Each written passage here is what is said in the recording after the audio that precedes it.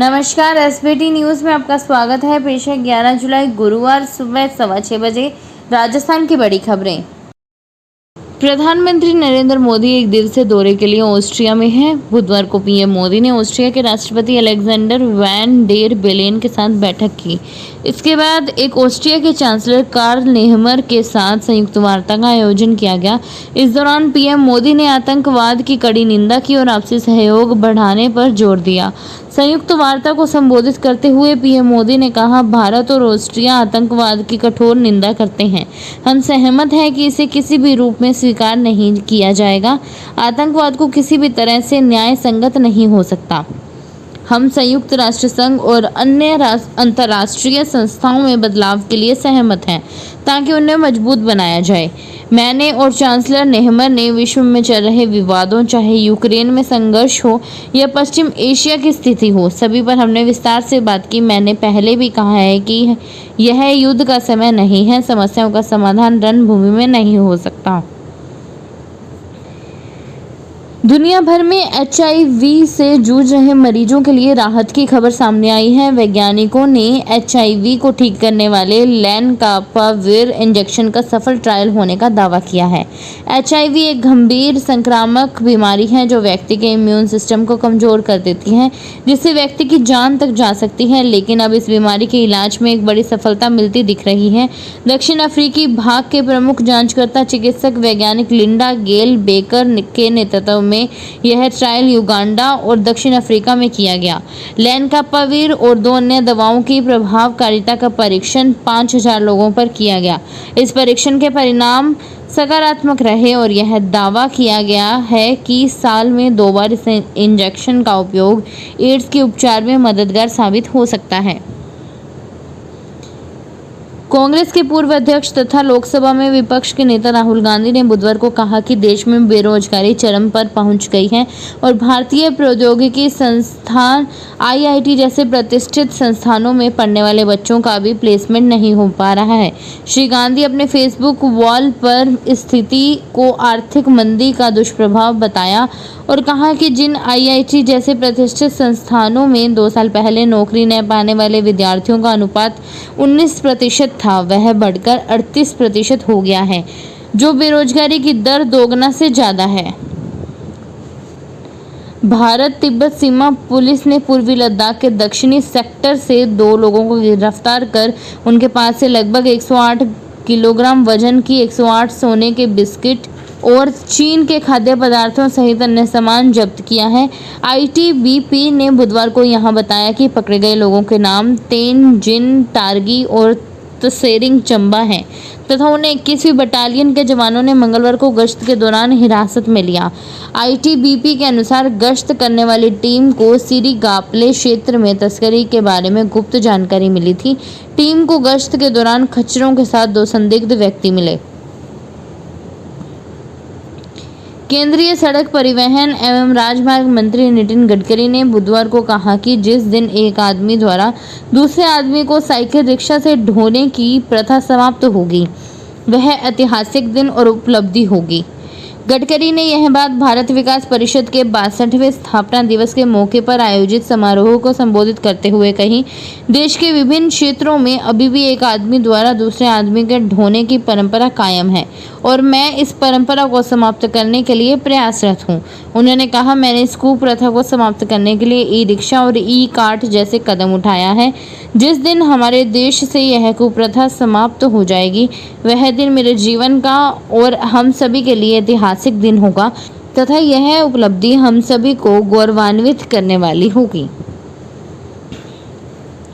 Rail मंत्री अश्विनी वैष्णव ने लोको पायलटों के बारे में विपक्ष के नेता राहुल गांधी एवं कांग्रेस पार्टी द्वारा कही जा रही बातों को गलत और निराधार करार दिया है और कहा है कि बीते 10 वर्षों में लोको पायलट सहित रनिंग स्टाफ के कल्याण के लिए अनेक कदम उठाए गए हैं और इससे उनकी काम करने की परिस्थितियां बेहतर हुई हैं। श्री वैष्णव ने एक्स पर अपनी पोस्ट में यह लिखा और यह भी बताया कि 34,000 रनिंग स्टाफ की भर्ती हो चुकी है, जबकि 18,000 अन्य की भर्ती की जा रही है। राजस्थान के पूर्व मुख्यमंत्री एवं कांग्रेस के वरिष्ठ नेता अशोक गहलोत ने कहा है कि विधानसभा में पेश राज्य सरकार के बजट को नीरस और दिशाहीन बताते हुए कहा है कि इससे ना जनता को राहत मिली है और ना ही कोई विकास का रोडमैप बन रहा है। गहलोत ने अपनी प्रतिक्रिया में कहा, हमारी सरकार ने मिशन 2030 के तहत राजस्थान को नंबर 1 बनाने का लक्ष्य रखा था। मुझे आशा थी कि हमारी सरकार जाने के बाद भाजपा सरकार कम से कम राजस्थान की बेहतरी के लिए इस मिशन को ध्यान में रखकर काम करेगी और विकास की बेहतरीन योजनाएं लाएंगी। आज राजस्थान सरकार द्वारा लाए गए बजट का शिक्षा, स्वास्थ्य और सामाजिक सुरक्षा से कोई सरोकार नहीं लगता है। राजस्थान उच्च न्यायालय के न्यायाधीश अरुण मोंगा ने सिरोही में संत पोमजी महाराज की पत्नी सत्तूबाई के हत्यारों की गिरफ्तारी की मांग को लेकर सिरोही में हुए जन आंदोलन में पुलिस द्वारा दर्ज किए मुकदमे में पूर्व विधायक संयम लोढ़ा व अन्य की गिरफ्तारी पर रोक लगा दी है। लोढ़ा व अन्य ने उच्च न्यायालय में मामले को झूठा बताते हुए एफआईआर निरस्त करने की याचिका दायर की है। याचिकाकर्ताओं को पुलिस जांच में सहयोग करने के लिए कहा गया है। वरिष्ठ अधिवक्ता एमएस सिंधवी ने बताया कि उच्च न्यायालय ने अपने आदेश में कहा, यह मुकदमा राजनीतिक द्वेषवश दर्ज किया गया है। पुलिस ने अपने अधिकारों का दुरुपयोग किया है। राजस्थान की वित्त मंत्री दिया कुमारी ने बुधवार को बजट में 12 जिले के लिए कई घोषणाएं की हैं। जिले में आदर्श सोलर ग्राम बनेंगे, साथ ही केलवाड़ा स्थित हाड़ौती के सीताबाड़ी तीर्थ स्थल में कई विकास कार्य करवाए जाएंगे। वहीं 12 जिले के छबड़ा विधानसभा क्षेत्र के मुंडकिया में अंधेरी नदी पर करीब 830 करोड़ की लागत से सिंचाई परियोजना की घोषणा की गई है। सरकार की ओर से जिले में सिंचाई को लेकर बड़ी घोषणा करने से किसानों में खुशी का माहौल बना हुआ है। बजट में सरकार ने बताया कि जिले में 12 ईआरसीपी के तहत रामगढ़ महलपुर बांध के कार्यों का वर्क ऑर्डर जारी कर दिए हैं। साथ ही 12 चंबल नदी से 12 जिले की 14,350 हेक्टेयर भूमि सिंचित करने के लिए करीब 240 करोड़ की लागत से नई परियोजना तैयार करवाने की घोषणा की है। वहीं 174 करोड़ की लागत से 12 मांगरोल माल बमोरी सड़क निर्माण कार्य करवाया जाएगा। राजस्थान की भजनलाल सरकार का पहला पूर्ण बजट विधानसभा में वित्त मंत्री दिया कुमारी ने पेश किया। इस दौरान उन्होंने टेक्सटाइल नगरी भीलवाड़ा को टेक्सटाइल पार्क की सौगात दी। साथ ही नगर परिषद से नगर निगम बनाने की घोषणा भी की गई। इस दौरान वित्त मंत्री ने भीलवाड़ा से जयपुर तक ग्रीनफील्ड एक्सप्रेस वे को मंजूरी दी, जो करीब 193 किलोमीटर लंबा होगा। इसके अलावा जयपुर, बीकानेर, भीलवाड़ा सहित बड़े शहरों में 1075 करोड़ की लागत से पौधारोपण और अन्य विकास के काम भी होंगे, जिनसे जिले का कायाकल्प होने की संभावना है। जिले के हमीरगढ़ में फ्लाइंग ट्रेनिंग भी शुरू की जाएगी, जिससे एविएशन का स्कोप बढ़ने की संभावना है। कोटा विश्वविद्यालय की ओर से 40 दिन गुजर जाने के बाद भी बीए, बीएससी व बीकॉम तृतीय वर्ष का परीक्षा परिणाम जारी नहीं किया गया, जबकि 12 जुलाई को पीटीईटी की काउंसलिंग शुरू होने वाली है। स्टूडेंट्स का कहना है कि तृतीय वर्ष का परीक्षा परिणाम जारी नहीं होने से वे काउंसलिंग में शामिल नहीं हो सकेंगे। काउंसलिंग में कॉलेज आवंटित किए जाएंगे, वहाँ तृतीय वर्ष की मार्कशीट मांगी जाएगी। तृतीय वर्ष में करीब 80,000 स्टूडेंट्स हैं। वे कोटा विश्वविद्यालय प्रशासन से जल्द परिणाम जारी करवाने की मांग कर रहे हैं। सचिन पायलट ने राजकीय बालिका उच्च माध्यमिक विद्यालय कोहना टोंक के 4.49 करोड़ की राशि से नवनिर्मित विद्यालय भवन का लोकार्पण किया। कांग्रेस के राष्ट्रीय महासचिव, पूर्व उप मुख्यमंत्री एवं टोंक विधायक सचिन पायलट ने कहा कि किसी भी देश, समाज, क्षेत्र के चहुमुखी विकास के लिए वहां के लोगों का शिक्षित होना आवश्यक है। इसी सोच को ध्यान में रखकर हमें हमारे बच्चे बच्चियों को अच्छे से पढ़ाना चाहिए। विशेषकर बालिकाओं को पढ़ाना हमारी प्राथमिकता होनी चाहिए, क्योंकि जब एक बालिका शिक्षित होती है तो एक नहीं बल्कि 2 परिवार शिक्षित होते हैं। राजस्थान में भाजपा की भजनलाल सरकार ने बुधवार को अपना पहला पूर्ण बजट पेश किया। वित्त मंत्री दिया कुमारी ने चूरू जिले के लिए कई घोषणाएं की हैं। चूरू के गढ़ परिसर स्थित मातृ शिशु अस्पताल को सैटेलाइट अस्पताल बनाने की घोषणा की गई है।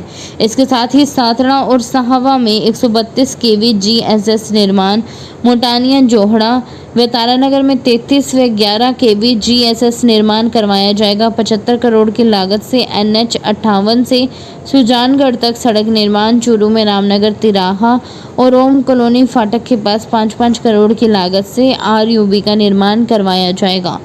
मौलीसर रतनगढ़ रेलवे स्टेशन के बीच 7 करोड़ 25 लाख की लागत से RUB का निर्माण होगा।